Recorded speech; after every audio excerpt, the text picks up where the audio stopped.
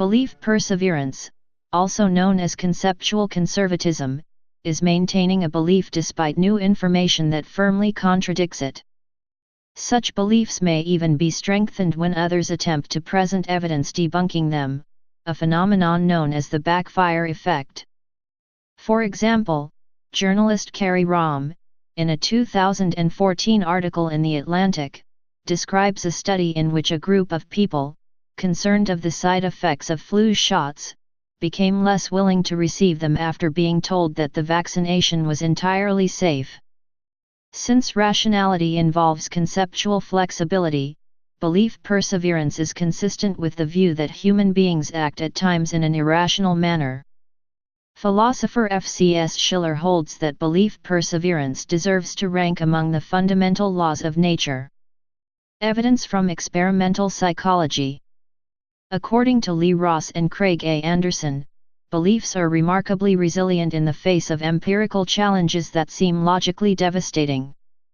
Several experiments can be interpreted or reinterpreted with the aid of the belief perseverance concept.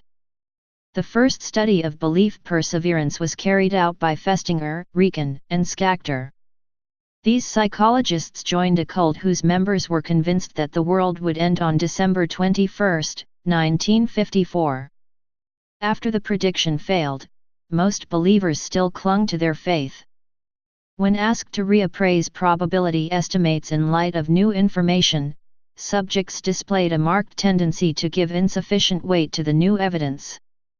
In another study, mathematically competent teenagers and adults estimated answers to 7 arithmetical problems, then were asked to check their answers with a rigged calculator, e.g., a calculator yielding the result, 252 times 1.2 equals 452.4, it is actually 302.4. About half the subjects went through all 7 problems without once letting go of the conviction that calculators are infallible. Lee Ross and Craig A. Anderson led some subjects to the false belief that there existed a positive correlation between a firefighter's stated preference for taking risks and their occupational performance. Other subjects were told that the correlation was negative. Subjects were then extensively debriefed and given to understand that no correlation existed between risk-taking and performance. These authors found that post-debriefing interviews pointed to significant levels of belief perseverance. In another study, subjects spent about 4 hours following instructions of a hands-on instructional manual. At a certain point, the manual introduced a formula which led them to believe that spheres are 50% larger than they are. Subjects were then given an actual sphere and asked to determine its volume, first by using the formula, and then by filling the sphere with water, transferring the water to a box, and directly measuring the volume of the water in the box. In the last experiment in this series, all 19 subjects held a PhD degree in a natural science, were employed as researchers or professors at 2 major universities, and carried out the comparison between the 2 volume measurements a second time with a larger sphere. All but one of these scientists clung to the spurious formula despite their empirical observations. Taken together, such experiments lead to a surprising conclusion. Even when we deal with ideologically neutral conceptions of reality, when these conceptions have been recently acquired, when they came to us from unfamiliar sources, when they were assimilated for spurious reasons, when their abandonment entails little tangible risks or costs, and when they are sharply contradicted by subsequent events, we are, at least for a time, disinclined to doubt such conceptions on the verbal level and unlikely to let go of them in practice. In Cultural Innovations, physicist Max Planck wrote that the new scientific truth does not triumph by convincing its opponents and making them see the light, but rather because its opponents eventually die, and a new generation grows up that is familiar with it. For example, the heliocentric theory of the great Greek astronomer, Aristarchus of Samos, had to be rediscovered about 1,800 years later, and even then undergo a major struggle before astronomers took its veracity for granted. Belief perseverance often involves intrapersonal cognitive processes as well.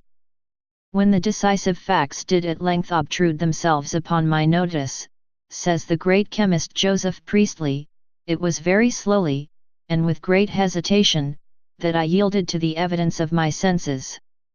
Arthur Koestler coined the term snow blindness to refer to that remarkable form of blindness which often prevents the original thinker from perceiving the meaning and significance of his own discovery. Jealousy apart, the antibody reaction directed against new ideas seems to be much the same whether the idea was let loose by others or oneself. In education, students often cling to ideas that form part of their worldview even when confronted by information that does not coincide with this view. For instance, students may study the solar system for months, do well on tests, yet continue to believe that lunar phases are caused by Earth's shadow. Causes. The causes of belief perseverance remain unclear. Experiments in the 2010s suggest that neurochemical processes in the brain underlie the strong attentional bias of reward learning. Similar processes could underlie belief perseverance. Peter Maris suggests that the process of abandoning a conviction is similar to the working out of grief. The impulse to defend the predictability of life is a fundamental and universal principle of human psychology.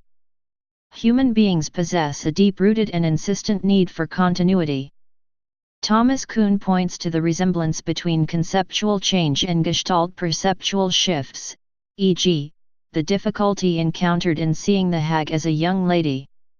Hence, the difficulty of switching from one conviction to another could be traced to the difficulty of rearranging one's perceptual or cognitive field. Please subscribe and thanks for watching.